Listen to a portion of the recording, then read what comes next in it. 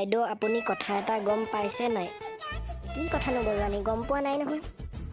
ভেদেলা মানুহজনীয়ে চাদৰ মেখেলা নিপিন্ধে নহয়, লং পেণ্ট পিন্ধি ঘূৰি ফুৰে।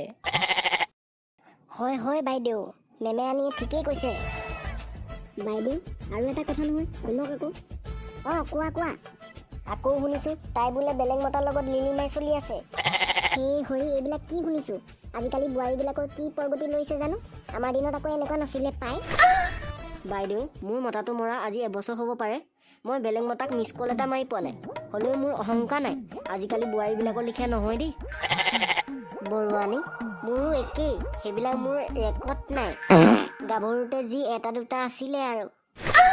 বৰুৱানী আমাৰ গাঁৱৰ যে প্ৰমিলা, তাইও 2টা 3টালৈ যোৱা, ইটোপা খেদন খাইহে আমাৰ এই জহনী মৰাটোলৈ আহিলে। কি ক'ব আৰু বাইদেউ, আমাৰ জহনী মৰাটো গাতহে ভুল। কিমান ধুনীয়া ছোৱালী পালে হয়, এই বুঢ়ীজনী প্ৰেমত পৰি সি পগলা হৈ গ'ল। সেইবিলাক কথা ক'লে বাইদেউ আমিয়ে বেয়া, সেইটো কাৰণে নকওঁ আৰু। মেমেৰানী নকৰিও নোৱাৰি নহয়, সিহঁতৰ দুটাক দেখিলে মোৰ পৰি থকা নোমডালো দাং খাই উঠে।